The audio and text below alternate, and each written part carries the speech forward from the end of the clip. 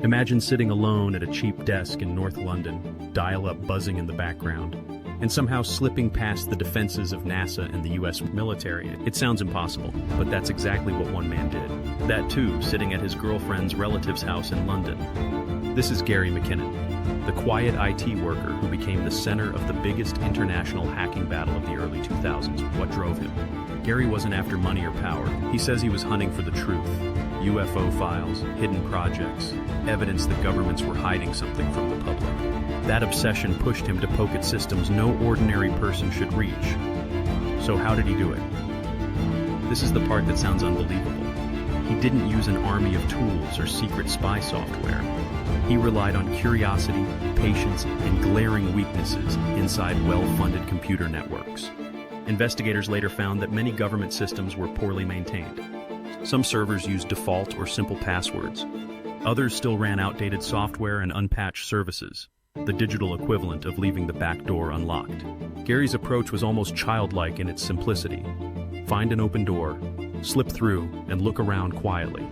He used widely available programs, not exotic malware. He scanned networks for vulnerable entry points, tried basic logins, and exploited misconfigured settings that administrators had overlooked. Once inside, he moved from machine to machine, following breadcrumbs and opening folders that were not meant for curious eyes.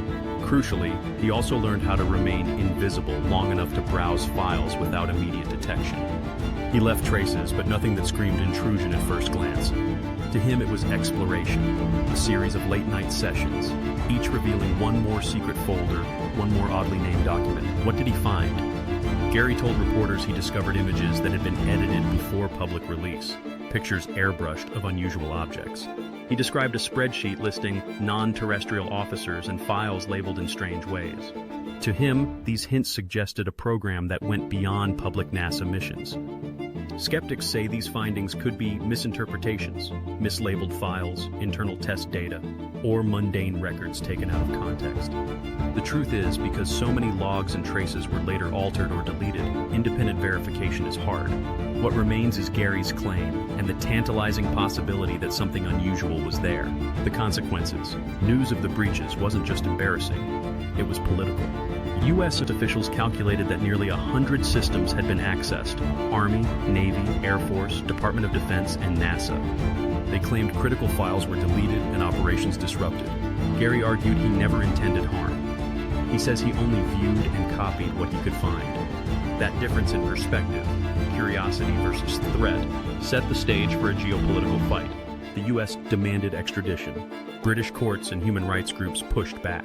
For a decade, the case became a legal and moral battleground. National security versus the rights of an individual who, by his own account, was driven by obsession rather than malice. The courtroom drama. If sent to the U.S., Gary faced decades behind bars. Supporters argued he had Asperger's and serious health problems, and that extradition would be cruel. Opponents said his actions were reckless and endangered national security. The debate spilled into newspapers, into parliament, and across the web. High-profile musicians and public figures lent their voices to his defense.